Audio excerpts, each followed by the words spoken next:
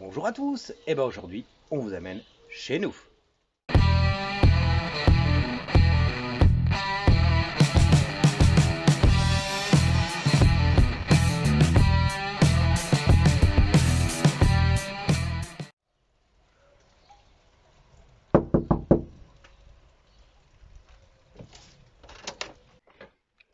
Et bienvenue à l'atelier. Et voilà donc notre petite zone de travail qui actuellement est un petit peu occupée par une jolie petite bestiole. T'as trouvé un Scooby-Doo? Oui. Alors on va commencer par une zone très importante, l'étagère à figurines, avec sécurité enfant intégrée. Donc comme vous voyez, il y a quand même essentiellement des figurines imprimées en résine. C'est quand même des petites choses vachement jolies de chez Rose Infinite, en grande partie quand même. Celle-là, je l'aime vraiment beaucoup, elle est vraiment super géniale. Bon, soyons honnêtes, c'est un peu notre pile de la honte quand même. Une petite partie de notre pile de la honte. Et là, vous avez vraiment mes deux chouchous, deux des figurines que je préfère, j'ai pas encore eu le temps de peindre. Alors celle-ci à gauche de chez Rose Infinite et celle-ci de chez Raging et Rose. Grosso modo, c'est la même boîte. Celle-là, elle a été achetée déjà imprimée. Celle-là, on l'a imprimée à la maison. Et c'est franchement deux de mes figurines préférées. Je les trouve magnifiques, pleines de détails. Et franchement, j'ai vraiment hâte d'aller peindre. Des bébés. Des bébés? Ouais, des bébés. Ensuite, deuxième partie, customisée par les enfants évidemment. Le bazar à modélisme. Et attention, là c'est vraiment le gros bazar. C'est normal, c'est le tien. Gna gna gna. On va vraiment trouver un peu de tout. Des morceaux de bois, des pics à brochettes, des branches, des touillettes à café, des morceaux de balai coco, encore des pics à brochettes, de la colle en tout genre, de la bande à joint adhésive pour tous les décors industriels, ça c'est vraiment super.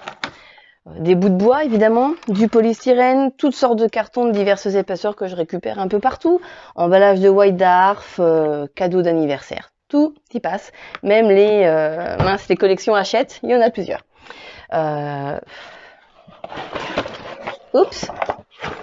Ah bah voilà, si tu veux tout tomber. Les trouvailles des enfants, les lichens, les mousses pour les socles et les dioramas de maman, des essais, de l'écorce de pin, qui va se faire un peu plus rare maintenant. On a des coquillages, on a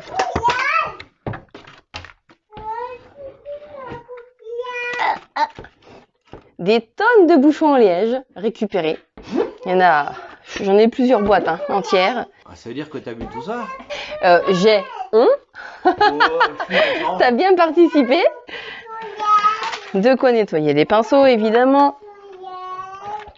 Quelque chose qu'on récupère aussi beaucoup, de la sciure de bois pour faire tous nos flocages. J'en ai plusieurs bidons là qui m'attendent. Pour info, la sciure de bois, ça provient de toutes les barricades qu'on doit construire pour les enfants. Tiens, d'ailleurs, t'en penses quoi, toi, là-bas? Hein? Des barricades? Ah bah, que je les franchis de force. Casse le bazar de maman, vas-y. Hein?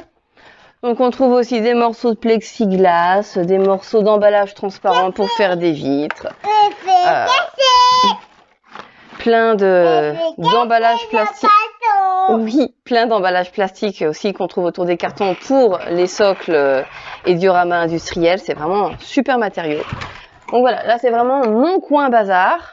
Et encore, je trouve que ça va, il n'est pas trop mal organisé. On a vu pire. Bon, on va passer maintenant au cœur de l'atelier. On n'a vraiment pas une très grande place, donc on a essayé vraiment d'optimiser chaque petite place pour organiser notre travail. Donc on va voir la zone laser, qui mine de rien, ils sont assez grands, donc ils prennent pas mal de place. Et du coup, ça réduit un petit peu notre espace peinture, mais on peut quand même avoir chacun une place dédiée pour peindre tous les deux. Donc ça vous permet de voir un petit peu comment on est installé et équipé. Donc évidemment, on a notre cabine aérographe qui est juste ici. Ce coup-ci, j'ai la marque sous les yeux, la marque Wiltech. Elle est vraiment très très bien, largement suffisante, je pense que tu es d'accord avec moi. Ouais, elle aspire super bien et elle est pas très chère. Et puis, elle fait pas un bruit non plus trop assourdissant. Non, c'est un peu pénible, moment, mais bon, ça mais va. ça va. De toute façon, c'est écrit 47 décibels. Au pire, on se met de la musique sur les oreilles, c'est réglé. Et voilà, c'est ça. Évidemment, pour aller avec les aérographes, tadam, nos beaux aérographes. Donc, on en a 4, 3 qui viennent de sites comme Amazon, AliExpress, vraiment pas chers, assez simples, qui pour débuter, franchement, ils sont vraiment très très bien. Peut-être falloir que je nettoie celui-là quand même. Et le dernier, le Air Viper de chez Mig, qui franchement est très bien, très sensible. Il faut vraiment pas... il envoie du pâté. Il faut un peu, un peu de doigté. Un peu de doigté. Donc, mais bon, avec la butée, franchement super. Donc, très bon petit jouet. Donc, le compresseur, les pièces de rechange, la purge, le scotch de masquage, bref, tout pour l'aérographe. Et du coup, il y a tous les codex, les livres de règles, les WIDARF, et puis quelques petits outils un peu par-ci, par-là. Voilà, là, c'est la zone un peu cachée. C'est pratique pour mettre ses pieds quand on peint. Donc, les peintures. Alors, celles en bouteille, c'est principalement toi qui t'en sers quand même. Toutes les Valero, les Valero Air. Après, on a les néons de chez Green Stuff World aussi. Les petits shifters aussi de chez Valero, qui franchement, ils sont intéressants. Sympa à travailler, c'est original. C'est vrai que va peut-être falloir étoffer un peu la gamme quand même, parce qu'on en a pas beaucoup. Ouais, c'est chouette. Hein. Quelques-unes de chez Green Stuff World aussi, qui sont vraiment bien. Leur blanc, surtout. Franchement, très bon blanc. Et puis, mes petites peintures, toutes bien alignées, rangées par couleur, toutes mimi. Mes peintures citadelles. Enfin, je dis nos peintures, même si c'est moi qui m'en sers le plus. J'adore mon petit mur de couleurs, c'est trop joli comme ça. Avec une belle étagère. Avec une belle étagère. Je trouve ça pratique de les voir comme ça, tout aligné. On voit tout de suite bien les couleurs plutôt que de les avoir en tas. Bref, voilà, moi j'aime bien. Alors moi j'ai une question. Oui.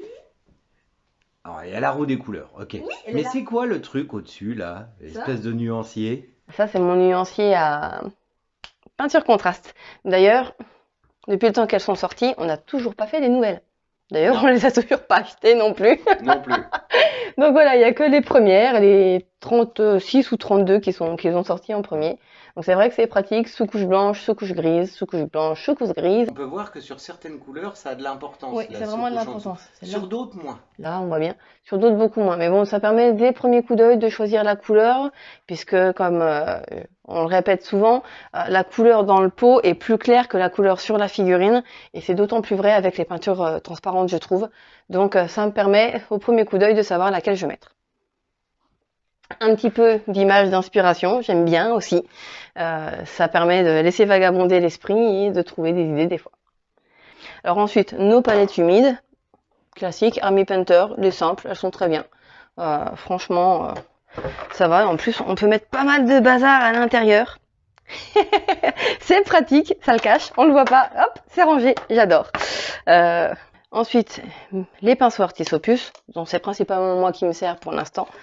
Et je crois que d'ailleurs, c'est vraiment les seuls qui sont vraiment super bien rangés, toujours dans leur petite boîte, bien alignés, bien nettoyés. Ils sont beaux, c'est mes bébés à moi que j'ai. Franchement, je les adore. Trouver les pinceaux AliExpress qu'on vous avait déjà présentés, sans même leur capuchon, bravo, bien joué. Un peu de tout, des outils de modélisme, des cutters de précision, des pinceaux dont les poils ont été coupés, un peu de tout. Et surtout, plein de poignées. Et surtout, cette poignée que vous avez vue dans beaucoup de nos vidéos, avec plateau interchangeable qui est vachement chouette. C'est Antoine, un de nos abonnés, qui l'a designé et qui nous l'avait offert il y a déjà un petit moment. Donc franchement, elles sont super pratiques. Et quand on a plusieurs figurines à peindre d'un coup, c'est vrai que ça a vraiment son utilité et on s'en sert vraiment beaucoup. Donc évidemment, on vous mettra le lien dans la description, puisqu'en plus elles sont disponibles gratuitement. Alors, qu'est-ce qu'on a d'autre un peu comme équipement? Ces petites bestioles dont je me sers vraiment pas assez. Toi, tu t'en sers pas mal, mais moi, j'ai un peu de mal. Avec les lunettes en plus, ça me pose problème. Mais bon, vraiment bien. Je dirais presque indispensable. Parce que pour les petits détails comme les yeux et tout, franchement, c'est super. C'est vraiment pratique. Et évidemment, les panneaux que les panneaux LED que vous voyez, on en parlait pendant le live. Nous, on s'en sert pour avoir vraiment une lumière à intensité réglable pour nos vidéos. Vous, pour peindre à la maison, c'est peut-être pas nécessaire. Je pense que tu es d'accord avec moi. Oui, des lampes plus classiques feront parfaitement l'affaire. c'est du matériel qui est vraiment destiné au fait de filmer. Ouais. Si vous filmez pas, il y a des lumières qui seront largement moins chères et aussi efficaces. Et voici notre petite zone impression 3D, donc avec notre petite photon mono de chez Anycubic et sa station de lavage qui va avec. Donc c'est la plus simple, je crois, de la gamme. Ouais, qui n'existe même plus. La plus simple est celle-là. Et bah, franchement, elle est vachement bien. Elle est suffisante. Rien à dire. En plus, on vient récemment de tester leur résine, leur nouvelle résine à l'eau. Elle est vachement bien aussi. Jusqu'à présent, on prenait de celle de chez Lego qu'on trouvait vachement cassante. Franchement, celle de chez Anycubic, elle est carrément mieux. Ouais. Je trouve en plus que les détails sont beaucoup plus fins. Et pour nous qui avons quand même la zone à découvert, je trouve qu'elles sont même moins mauvaises. Ensuite, on va avoir la grosse bébête, la grosse machine, comme dirait notre Titi, la Widow, la X40, donc imprimante à filament, à double buse. Vraiment sympa aussi à utiliser, donc pour des utilisations différentes évidemment que la résine. Et bon, ça permet de compléter un petit peu et de faire plein de choses.